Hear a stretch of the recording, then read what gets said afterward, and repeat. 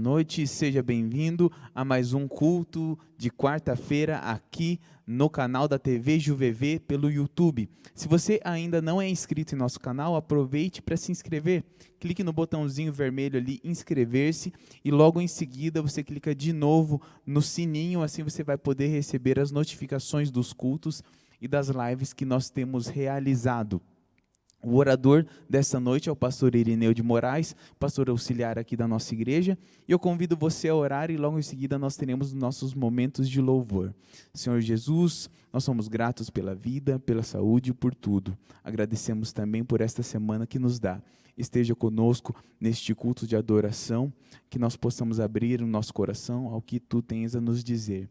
É isso que nós te pedimos e agradecemos em Teu santo nome. Amém.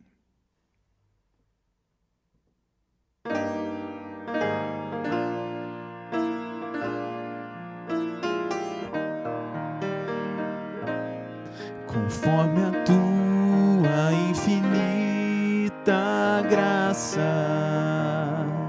ó Pai, perdoa a minha transgressão, faz-me sentir o teu amor infindo, dá-me alegria em tua salvação. Mas uma vez eu sinto meu pecado, que é contra ti, ó Pai de amor. Concede, ó Deus, a mim misericórdia, e entoarei a ti o meu louvor. Meu coração entrego a ti contrito, perdão imploro, meu Senhor e Rei. Conforme a tua infinita graça, misericórdia assim alcançarei. Mais uma vez eu sinto meu pecado, que é contra ti, ó Pai de amor. Concede, ó Deus, a mim misericórdia, e entoarei a ti o meu louvor.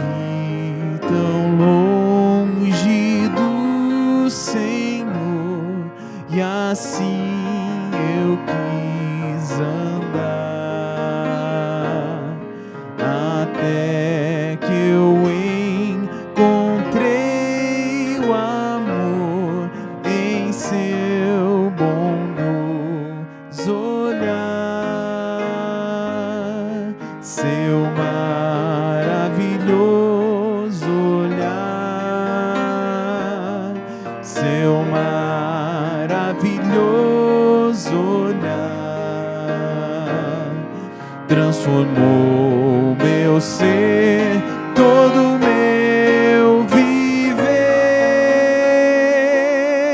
seu maravilhoso olhar,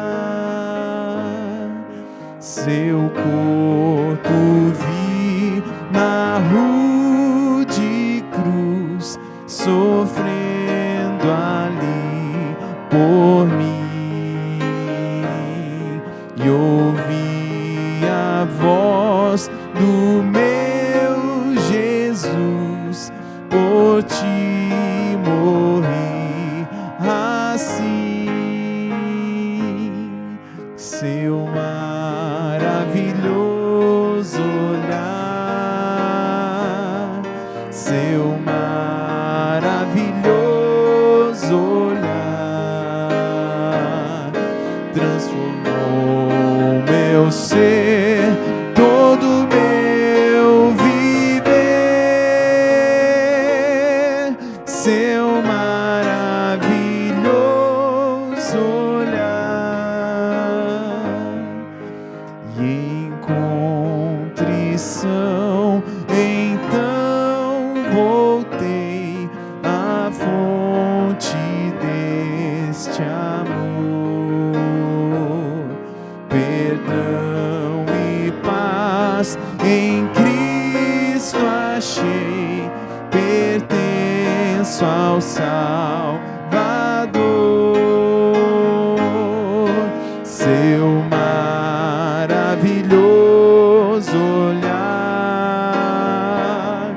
seu maravilhoso olhar transformou meu ser, todo meu viver, seu maravilhoso olhar.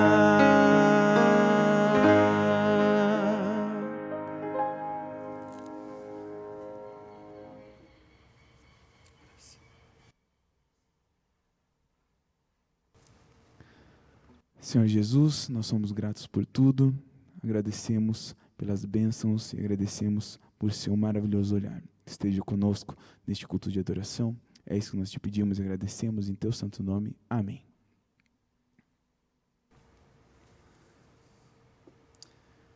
Boa noite, satisfação poder encerrar com vocês esta série que iniciamos lá no início de dezembro, lá na nossa primeira quarta-feira, a série O Desejado. Como foi bom conhecer, estudar um pouco mais sobre Jesus Cristo, desejado de todas as nações, entender um pouquinho sobre o cumprimento da profecia messiânica, sobre o seu nascimento, sobre o ministério que ele desenvolveu. Foi muito gostoso estar com vocês e estudar durante essas quartas-feiras. Chegamos ao final desse mês de dezembro, um novo ano está despontando aí, e nós gostaríamos de encerrar juntos aquilo que começamos, encerrar essa série O Desejado. Alguns recadinhos bem importantes, e eu queria que, se possível, você tomasse nota. O primeiro deles, assim como foi na semana passada, na quinta-feira, onde nós realizamos um programa todo especial com o Quarteto Hooper, nós estaremos amanhã também, aí nas vésperas da virada desse ano, realizando o nosso tradicional programa para fechar o ano. E quem estará conosco? Isso mesmo, Quarteto Hooper, eles estarão novamente conduzindo esse momento especial. Foi tão gostoso que pediram novamente, pediram mais, pediram bis, e eles estão voltando e estarão conosco, conduzindo esses momentos de louvor, para que possamos passar assim o finalzinho, o restinho desse ano juntos, ok? Segundo recadinho bem importante, como todas as quartas-feiras, este dia é o dia especial, é o dia nosso de interação, de entregarmos a Deus os nossos anseios, a nossa gratidão, de trazer diante dele tudo isso através do chat. Hoje nós vamos fazer de uma forma um pouco diferente, tá? Como será? Nós vamos fazer a interação de um jeito diferente. Enquanto eu estou aqui trazendo a mensagem, enquanto nós vamos estudar a palavra junto, haverá um dos que aqui estão, um dos responsáveis estará respondendo, intercedendo por cada um dos pedidos aqui levantados. Então, se você ainda não mandou, entra aqui no chat, eu já estou com o meu aqui aberto, e vai mandando, alguns já mandaram, já fizeram a sua interação, faça você também. E enquanto nós estaremos dando a palavra de Deus, haverá alguém que estará intercedendo por você, respondendo a sua mensagem. Combinados? Então, vamos orar juntos mais uma vez, porque vamos abrir a palavra de Deus e queremos que ela fale ao nosso coração. Vamos abrir e pedir que Deus nos toque através da Santa Escritura. Senhor nosso Deus, aqui chegamos e como foi bom relembrar que o Senhor é o desejado, que o Senhor é a luz que brilhou em meio às trevas, e o povo que andava na escuridão da morte viu grande luz. Obrigado, Senhor, porque o Senhor é o prometido, o Senhor é o Messias, o desejado. Como foi bom estudar durante esse mês essas temáticas e relembrar que o Senhor não é apenas um homem que nasceu em Jerusalém, ou melhor, que nasceu entre os judeus. O Senhor não é apenas aquele que nasceu lá em Belém, mas o Senhor é o próprio Deus, o Deus conosco, que aqui esteve, entre nós andou e nos trouxe a salvação. Vamos abrir a Tua palavra e que ela fale ao nosso coração, é o que pedimos em nome de Jesus. Amém. Amados, vocês sabem que uma das grandes temáticas, algo que foi pertinente a alguns concílios, foi a natureza de Jesus Cristo. Algo que já foi respondido e resolvido lá no concílio de Nicéia. No entanto, é comum vermos em nossos dias pessoas que ainda teimam em debater sobre a natureza de Jesus Cristo, se ele realmente é um profeta, é alguém a qual Deus escolheu, se ele é nascido de Maria, se enquanto ele viveu aqui na terra, ele era pré ou pós-lapsariano, ele tinha natureza humana ou ele tinha natureza divina. São coisas que nós, na nossa pequena mentalidade, na nossa mente finita, ainda discutimos, ainda nos trazem dúvida. Mas a palavra de Deus, ela é certa quando fala sobre a pessoa de Jesus Cristo. Aliás, Jesus Cristo é a junção de duas palavras gregas. Jesus, ou Jesus do grego, que tem a mesma conotação do hebraico Josué. Isso, o Salvador vindo de Deus. Cristo, que vem do grego Christos. E na semana passada falamos um pouquinho sobre o Christos, né? Que Herodes havia cunhado em suas moedas, né? Christos, dizendo que ele era o Messias. Então é Jesus, o Salvador, aquele que é o Messias, ou seja, aquele que é o prometido da parte de Deus. Essas dúvidas que ainda tendem a permear os nossos dias são dúvidas não tão recentes. Quando João escreve o seu livro, lá por volta do ano 60, ele já escreve tentando responder a estes questionamentos, a infiltração de ideias, de pensamentos filosóficos vindos dos gregos. Porque para eles na época, alguns diziam, não, mas ele não pode ser uma divindade. Como a divindade é possível viver num corpo humano? Como é possível para o Deus do universo nascer na pessoa de Jesus? E é isso que eu gostaria de estudar um pouquinho com vocês nesta noite. Muitos eles olham para Cristo e eles dizem assim, porque Jesus teve o seu início lá no seu nascimento. Recordo um dia de estar chegando em minha casa, retornando dos meus estudos, e estava tão fresquinho em minha mente, estávamos estudando a matéria de Cristologia. E eu cheguei em casa e percebi que a minha esposa estava com algumas visitas na sala. Discretamente eu entrei pela porta de trás, fui para a cozinha, preparei o meu almoço. E enquanto eu almoçava, eu ouvia a conversa que estava acontecendo lá na sala. A minha esposa havia recebido a visita de alguns missionários, algumas pessoas que estavam pregando o Evangelho. E é tão interessante que, enquanto eles conversavam com ela, enquanto eles tratavam alguns assuntos, eu ouvia cada uma das palavras que ali eram ditas. E algumas coisas me chamaram a atenção, me chamaram muita atenção. Porque eu lembro que a pessoa falou assim, olha, dona Kátia, por qual tema você gostaria de começar os nossos estudos da Bíblia? Eram missionários de uma denominação que estavam oferecendo estudos na maior da educação, da gentileza. A Kátia falou, claro, pode entrar, vamos estudar junto, é bem-vindo estudar a palavra de Deus, vocês têm as portas da minha casa abertas. E a minha esposa recebeu, e eles abriram a Bíblia. Por qual tema você gostaria de começar? Temos esse, e minha esposa escolheu, vamos estudar sobre Jesus. E eles começaram o estudo sobre Jesus, e enquanto isso eu ouvia da sala. Em algum momento a pessoa perguntou para a Kátia, quem é Jesus para você? E prontamente ela respondeu aquilo que todos nós sabemos, ora, Cristo Jesus é Deus conosco, Ele é o próprio Deus. E a pessoa com uma certa educação disse então, olha só, a palavra de Deus, ela não diz que Ele é o Filho de Deus, ou melhor, não diz que Ele é Deus, mas sim que Ele é o Filho de Deus, que Ele é o primogênito. E ela abriu esse texto, a qual eu gostaria de ler com vocês, está no livro de Colossenses, capítulo 1, a partir do versículo 15, diz assim, este é a imagem do Deus invisível, o primogênito de toda a criação. Dona Kátia, está aqui, está claro, a Bíblia está dizendo, Jesus é o primogênito, Ele é aquele que foi o primeiro a ser criado.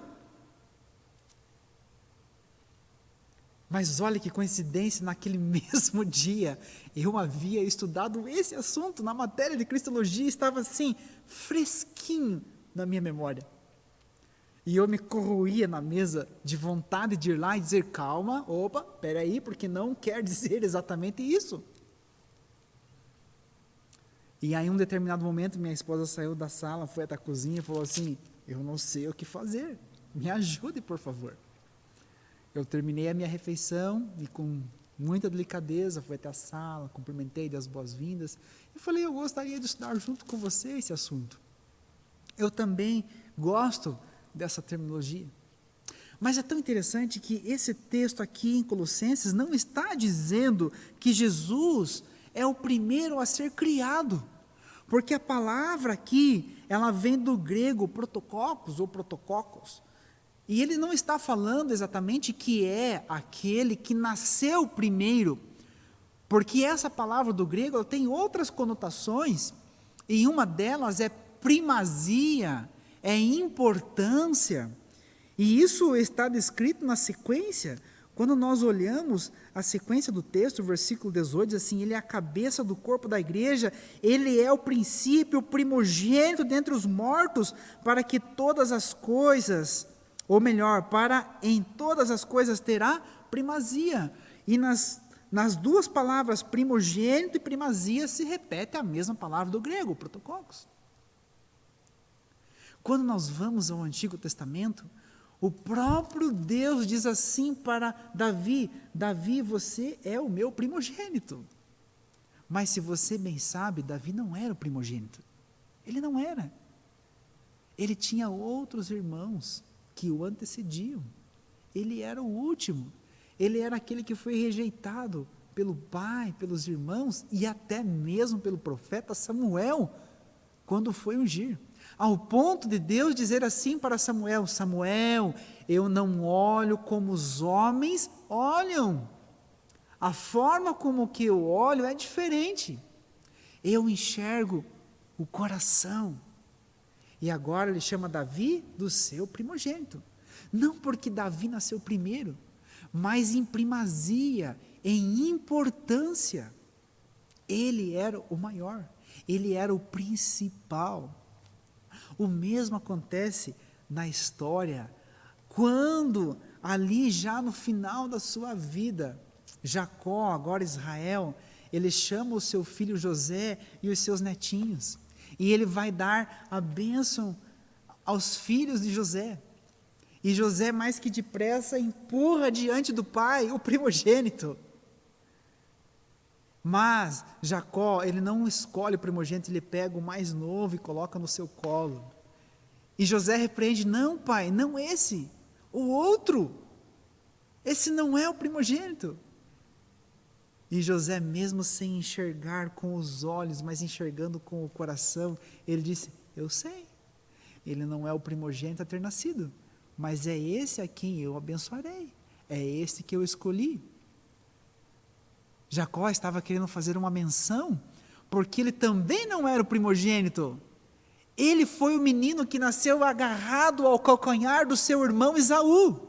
Esaú era o primogênito, mas Deus havia escolhido a Jacó. Jacó seria o pai de uma grande nação. A promessa estava destinada a Jacó. E se você lembra muito bem, Jacó significa o enganador. Mas Deus muda o seu nome para Israel, porque Deus já havia o escolhido. E agora ele quer fazer o mesmo com o filho de José. Ele fala: esse será o meu primogênito, não porque nasceu primeiro, mas porque é o mais importante em primazia. Ele vai se destacar, ele é o mais importante. Por isso, chamado de primogênito. E ele recebe a bênção da primogenitura. Queridos, se você olhar no texto que acabamos de ler, no versículo 18, ele é a cabeça do corpo da igreja, ele é o princípio, o primogênito entre os mortos. Jesus Cristo não foi o primeiro a ressuscitar, você sabe muito bem disso. Quando nós vamos ao relato bíblico, nós vamos ver outras histórias de pessoas que foram ressuscitadas, assim como Moisés. Você lembra da história de Eliseu, quando o seu corpo cai no túmulo? O que acontece com os ossos do defunto que estão abaixo? Eles cavaram um túmulo, e quando foram sepultar ele, um homem cheio do Espírito de Deus, ao tocar nesses ossos, ele ressuscitou. Não foi o primeiro. O que dizer então de Lázaro, ressuscitado pelo próprio Jesus Cristo? O que dizer daqueles que ressuscitaram no momento da sua morte, quando o véu rasgou-se de cima a embaixo, quando o cordeiro fugiu, quando o dia, ao meio-dia, tornou-se trevas, e muitos daquela região ressuscitaram, vieram à vida. Então nós sabemos muito bem, através da história, que Jesus não foi o primeiro, o primogênito a ressuscitar. Mas aqui a palavra de Deus está querendo dizer que de todos os que ressuscitaram, Jesus, ele é o mais importante. Ele é o protococos, ele é o primogênito, a primazia. E quando eu conversei isso com a moça, ela regalou os olhos, olhou para mim e disse: nunca ninguém me disse isso. Como é possível? E nós demos sequência a um estudo. Lamentavelmente, chegou na terceira ou quarta semana, ela não voltou mais, não pudemos dar sequência. Mas é isso que a palavra de Deus está dizendo, que Jesus, ele é o principal, ele é o protococos, ele é a primícia, ele é o princípio, ele é o próprio princípio. Ele é a cabeça do corpo da igreja, ele é o princípio primogênito. E lá no livro de Apocalipse, ele vai falar: eu sou o alfa, eu sou o ômega. João abre o seu livro dizendo exatamente isso. Quando você abre o livro de João, e eu volto a repetir aqui, Wesley, vou tomar emprestado algumas palavrinhas daquilo que você nos apresentou no segundo tema. João fala assim: no princípio era o verbo estava com Deus e o verbo era Deus. Esse verbo aqui apresentado, ele vem do grego logos. Logos também pode ser transcrito para o nosso idioma como sendo a palavra, o verbo, a palavra, a ação. Algumas Bíblias até trocam a palavra verbo por palavra. No princípio era a palavra, e a palavra estava com Deus, e a palavra era o próprio Deus. Esse verbo aqui apresentado é o próprio Jesus. É o próprio Jesus, porque lá no versículo 14, ele diz assim, João 1,14, e o verbo se fez carne, ou seja, esse verbo, esse logos, essa palavra, ele se revestiu de carne, e ele habitou entre nós, ele habitou entre nós. cheio de graça, de verdade, e vimos a sua glória, glória como do unigênito do Pai. Queridos, como é gostoso estudar a palavra de Deus. João está sendo enfático em dizer assim, lá no início, lá em Gênesis capítulo 1, Bereshit bara Elohim, Bereshit, princípio, no princípio. Lembra o que lemos em Colossenses? Ele é o princípio, Ele é. Aí Gênesis começa, Bereshit bara Elohim, no princípio criou Deus. No princípio, Jesus Cristo estava no princípio, Ele era o princípio.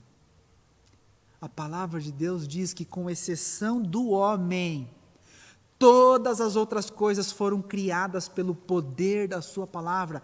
E disse Deus, haja luz, e houve luz. E disse Deus, haja separação. E disse Deus, e disse Deus, e disse Deus. Todo o capítulo 1 é o mundo sendo criado do nada, ex nihilo. Do nada, saindo de suas palavras, saindo de sua boca, palavra por palavra dita, se tornando uma realidade. E agora João vem aqui e diz, esse logos lá do disse Deus, é o próprio Jesus. A ação criadora de tudo é Jesus Cristo. É Ele quem criou, não é que Ele foi criado no princípio, é Ele mesmo, o verbo, o logos, a palavra criadora de tudo. Essa palavra que criou tudo é Jesus Cristo.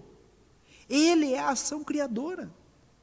Ellen White, ao escrever a história da redenção, ela abre o livro dizendo que em um determinado momento, em um pontinho da eternidade, eles sentam, os seres coeternos, eles sentam para planejar como seria a criação do universo. E é tão lindo. Se você não leu, eu me recomendo, você tem que ler. Algo parecido se repete quando ela vai escrever Patriarcas e Profetas. Algo se repete, algo muito semelhante. E ela diz ali, logo no início, que a Trindade, ela decide quem vai ser o Criador, quem vai ser o responsável pela criação deste universo. Quem vai ser? Um dos seres seria o responsável. Nós o conhecemos como Jesus Cristo, como o Logos, como o Verbo, como a Palavra. Nós o conhecemos como Príncipe da Paz, o Pai da Eternidade. São tantos nomes dados a Ele. Mas tenha isso em mente, Jesus Cristo é a nossa terminologia, é a terminologia dada a nós seres humanos. Ele é o nosso Cristo, o nosso Jesus. Porque esses três seres coeternos, eles precisavam incluir no projeto uma forma de que a humanidade os aceitasse de uma maneira diferente. Você consegue imaginar esse Deus criador de todo o universo? Aliás, vamos abrir aqui um parênteses muito interessante. Só para você ter noção, eu queria ter trazido uma imagem, mas não foi possível. Vocês sabem qual seria a régua para se medir o universo? Nós usamos os milímetros para pequenas medidas, né?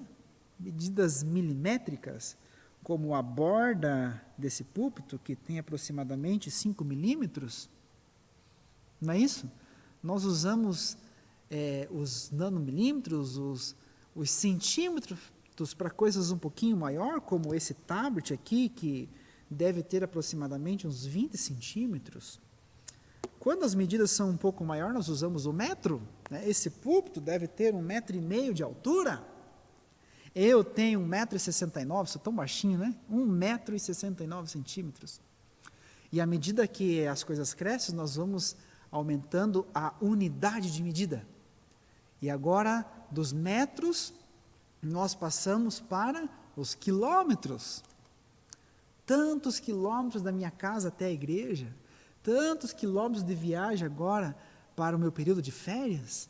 Não é assim que medimos? E como se mede o universo? Será que é possível medir em quilômetros, em milhas, que é uma outra unidade de medida? Será que é possível? Não, queridos. A trena, o metro que se mede o universo, nós o conhecemos como anos-luz, porque é a velocidade da luz. Ou seja, a luz no vácuo, ela percorre cerca de 300 mil quilômetros por segundo. Eu fiz isso, 300 mil quilômetros a luz percorreu. Enquanto eu estou falando aqui, seria, quem sabe, o tempo para que a luz solar chegasse até a Terra. A ciência nos diz que a luz do sol, esse calorzinho que você sente todas as manhãs, quando você sai, ela leva 8 segundos para chegar à nossa Terra. 8 segundos. Mas, queridos, a nossa Terra está dentro de um sistema solar, mas o universo não se resume ao nosso sistema solar. Nós estamos, vamos dizer assim, que a nossa rua dentro da galáxia se chama sistema solar, mas nós somos um pontinho dentro desta vasta galáxia conhecida como Via Láctea.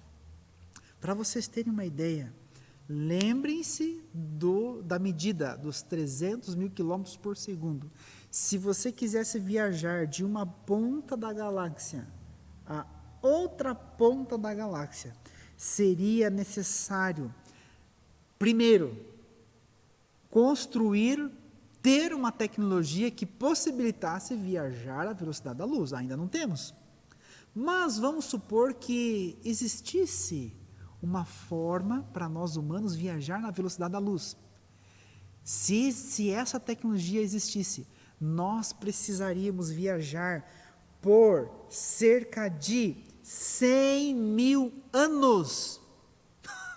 Você consegue imaginar isso? Não é apenas 100 anos, é 100 mil anos para sair de uma ponta a outra extremidade. Isso é impossível. Esse é o tamanho da nossa galáxia.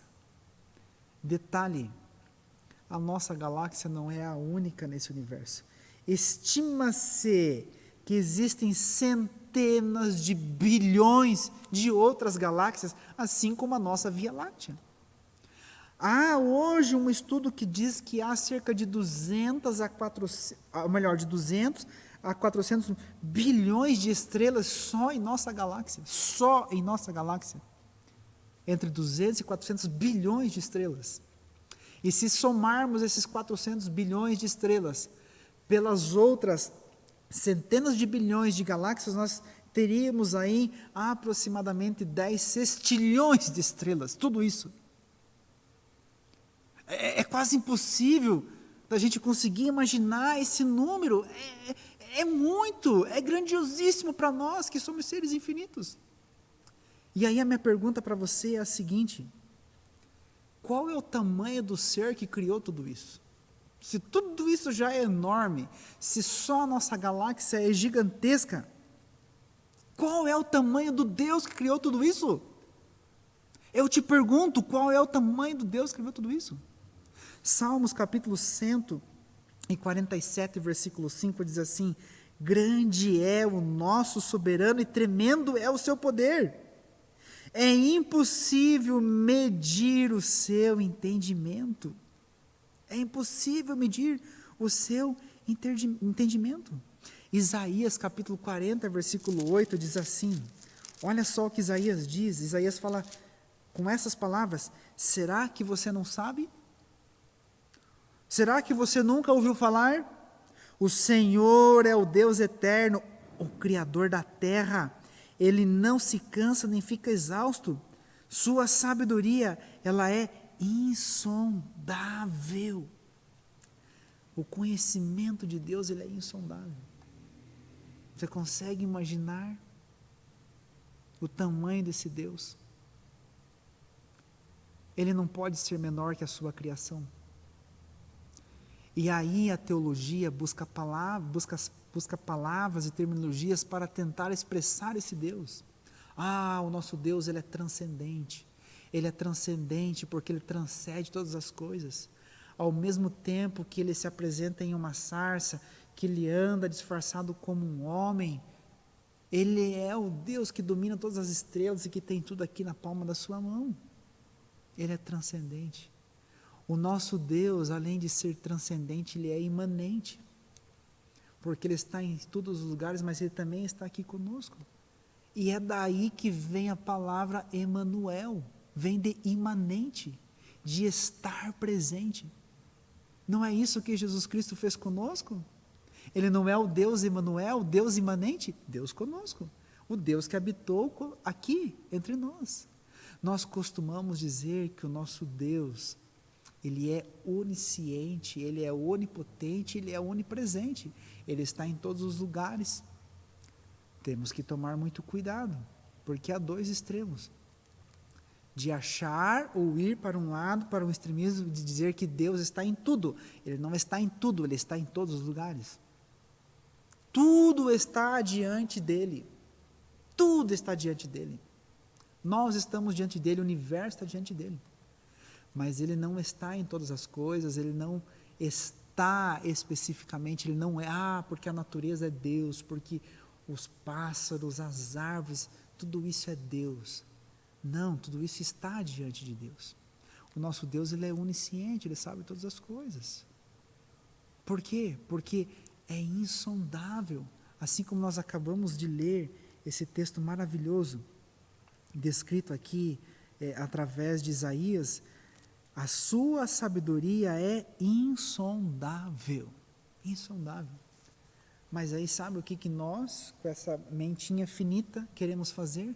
Queremos colocar Deus dentro de uma forma, dentro de um corpo, e limitamos o Criador desse vasto universo, limitamos esse Deus que é maior que a sua criatura. É exatamente isso que tentamos fazer quando começamos a discutir se ele é pré-lapsariano, se ele é pós-lapsariano, se ele nasceu, se ele surgiu no momento em que nasceu de Maria. É tentar discutir como é possível aquele que é eterno ter passado pela morte. Nós somos limitados, presos a essa dimensão.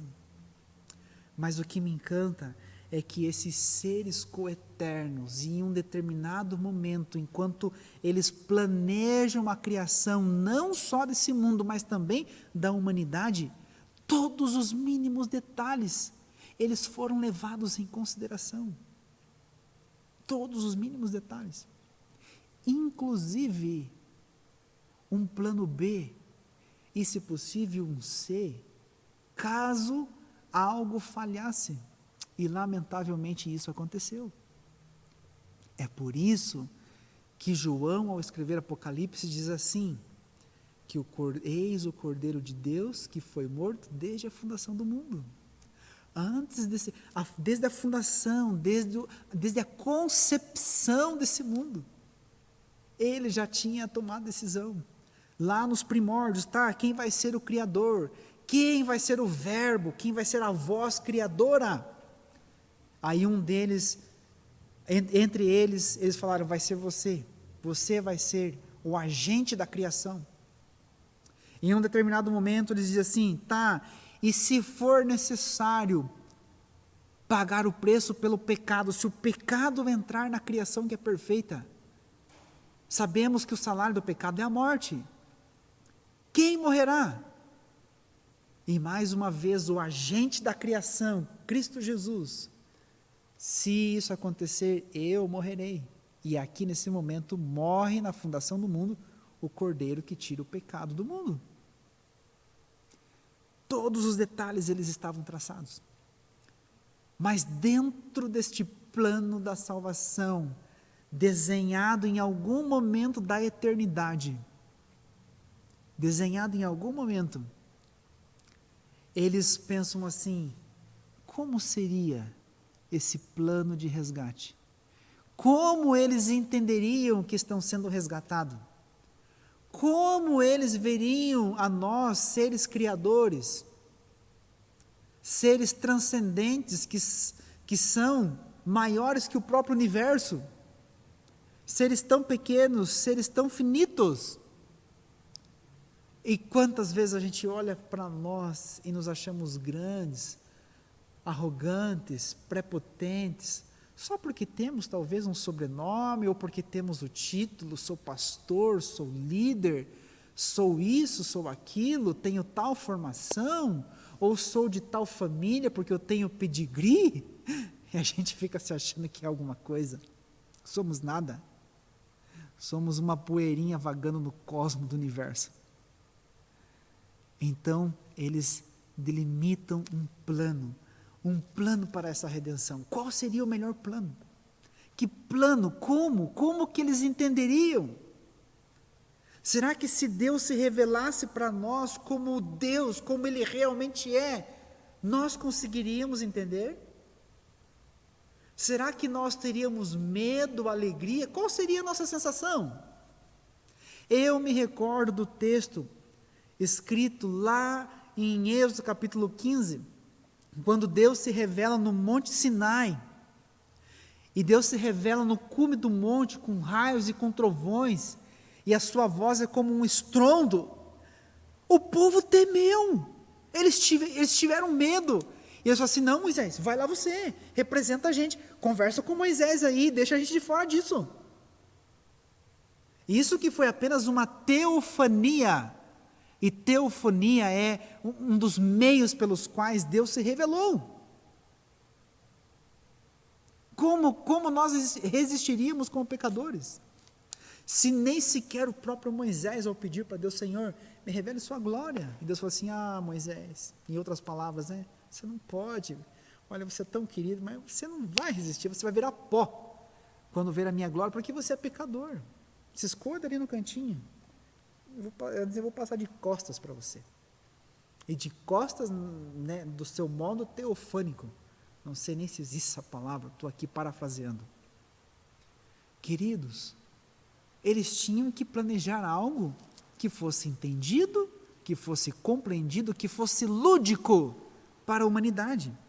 Eu gosto de um texto escrito por um filósofo grego. Esse filósofo, ele vive um pouco antes de Sócrates, e ele escreve algo muito interessante, se chama Xenófanes. Não sei se é exatamente assim que se pronuncia, mas ele diz assim: olha, se os bois e os cavalos tivessem mãos e pudessem pintar e reproduzir obras de artes similares a que nós, os homens, fazemos, os cavalos pintariam os deuses sobre a forma de cavalos, e os bois pintariam os deuses sobre a forma de bois. Olha que pensamento sábio. Como seria a aparência dos deuses dos bois, dos cavalos? É lógico que seria como cavalos e como bois. Vai estudar um pouco da mitologia grega. Qual é a forma, qual é a aparência dos deuses gregos? São formas humanas. É lógico que alguns trazem alguns traços de misticismo, tem um misticismo envolvido, mas eles têm formas humanas. Zeus e tantos outros deuses, da época do panteão grego, eles têm formas humanas.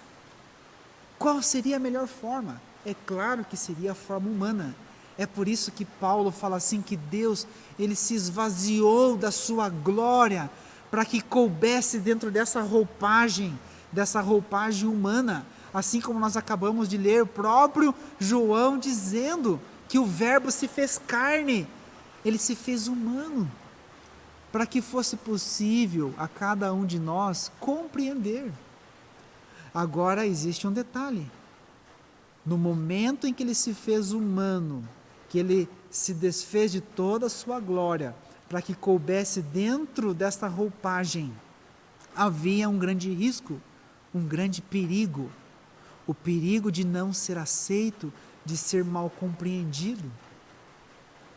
Eu contei uma história um tempo atrás, e me perdoe se você já ouviu, mas C.S. Lewis, ao escrever, ele faz uma analogia semelhante. Ele conta a história de um menino que está diante de um aquário, e ele fala assim: olha, eu não entendo, eu amo tanto esses peixinhos, mas toda vez que eu vou alimentar, que eu chego próximo, eles correm de mim. E aí o pai vem para o menino e explica assim: mas filho, olha o seu tamanho, você é gigante, eles são pequeninos. Eles se assustam, você é muito grande. Quando você surge com esses olhos esbugalhados no vidro, você parece um monstro para eles. Eles vão ter medo. Como que Deus se revelaria para nós devido à sua grandiosidade, devido à sua onipotência? Ele precisou se fazer pequeno como cada um de nós, para que assim pudesse ser compreendido. Para que assim pudesse ser compreendido. Consegue entender agora o que é que aconteceu há mais de 2000 anos atrás, lá naquela manjedoura? Foi o Deus Criador de todas as estrelas, aquele que é maior que o universo, se esvaziando e entrando dentro de um frasco humano, para poder trazer a salvação a cada um de nós. A cada um de nós. É por isso que o tema de hoje traz esse título: Nasceu-nos um Salvador. Já passou o Natal, já estamos há quase uma semana após o Natal. E nós temos esse grave erro. A gente só celebra, a gente só lembra, a gente só faz essas reflexões na data. Pronto, passou o Natal, 45 dias depois a gente não, estou falando de modo geral aqui, a população está pulando carnaval, está festejando, pronto, já foi embora. Nós estamos aí há uma semana que aconteceu o Natal. É claro que Cristo nasceu no dia 25 de dezembro, mas a gente tem que lembrar disso. O que aconteceu lá nessa data foi o nascimento do Salvador, do Criador do universo, aquele que é todo poderoso, aquele que é grandioso, aquele que é o eu sou. O eu sou. O seu poder é tanto que ele não só nos concede a salvação, mas ele rompe da morte. A sua morte traz vida.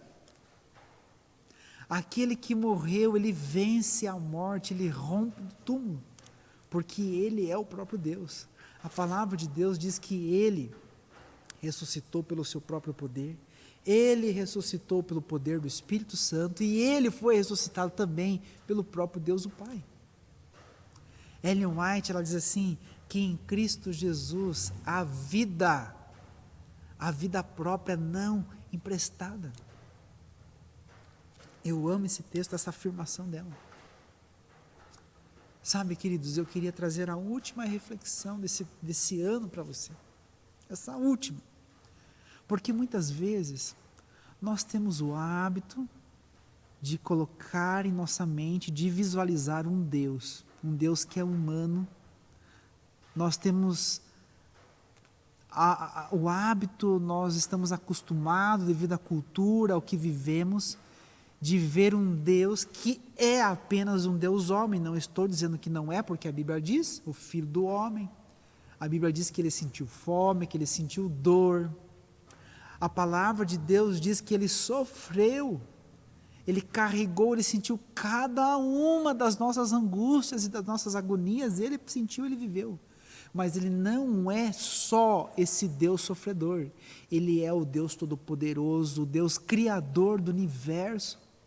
Ele é um Deus que não cabe em nosso universo, porque ele é maior que a sua criatura. Esse é o Deus que morreu por mim e por você. E quantas vezes focamos apenas em nosso problema, focamos em nosso problema, focamos em nossa dor, focamos no momento em que estamos passando. Não estou aqui querendo minimizar, ou muito menos dizer que você é vítima, não. Mas o que eu quero dizer nessa noite é que o nosso Deus, aquele que morreu por você, Jesus, aquele que nasceu, o nascimento do Salvador, ele é muito maior que isso, ele é muito maior que aquele menino nascido na manjedoura. Ele é o Deus conosco, ele é o Deus Emanuel. Vamos deixar de focar só em nossos problemas, em nossas dificuldades. Recorde que o seu Deus, aquele que morreu por você, Ele é muito maior. E que Ele tem mais de 1001 soluções para aquilo que parece impossível aos nossos olhos. Se tem algo maravilhoso que me encanta na Escritura Sagrada, é a forma como Deus tem em nos responder.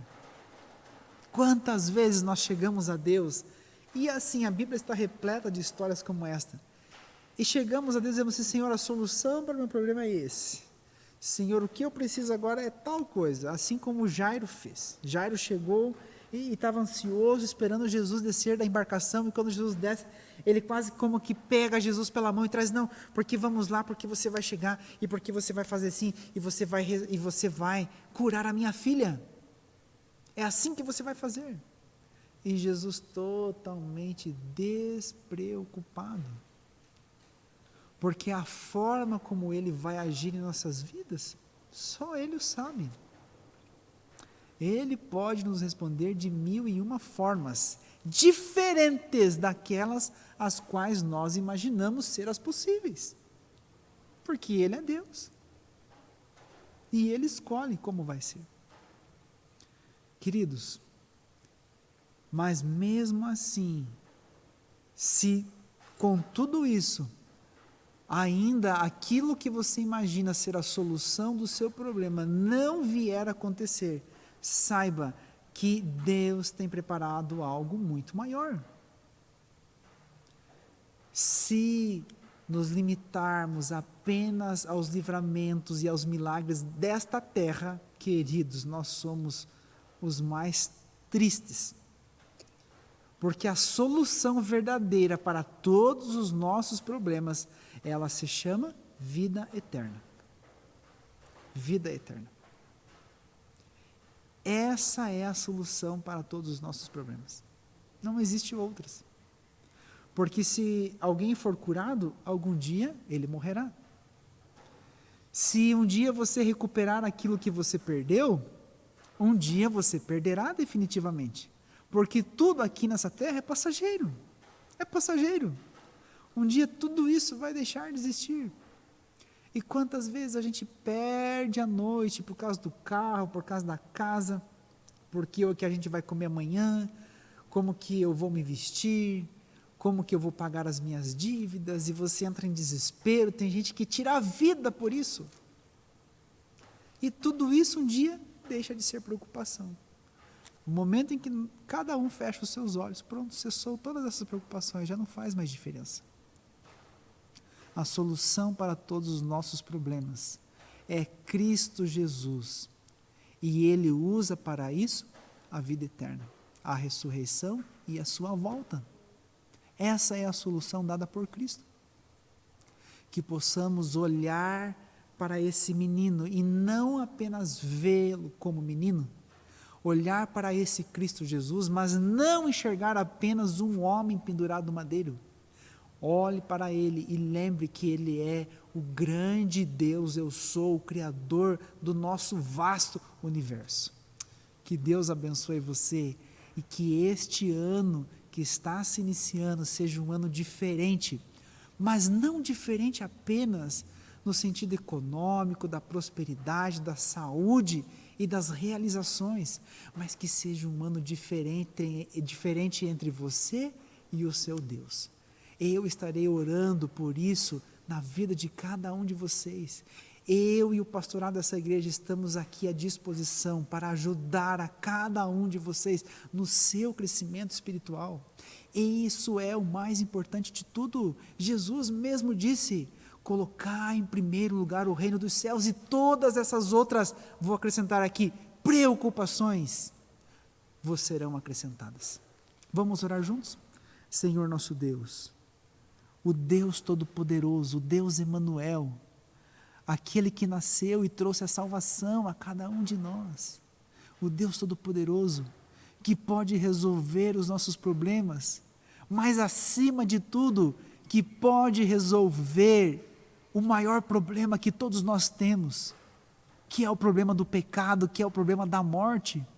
A morte um dia será vencida, e o pecado não existirá mais, porque ambos serão lançados no lago de enxofre, no fogo eterno. Pai, Deus Todo-Poderoso, aguardamos a Tua volta ansiosamente, para que possamos iniciar essa nova fase que não terá mais fim. E isso nós clamamos e pedimos em nome de Jesus. Amém. Deus abençoe você.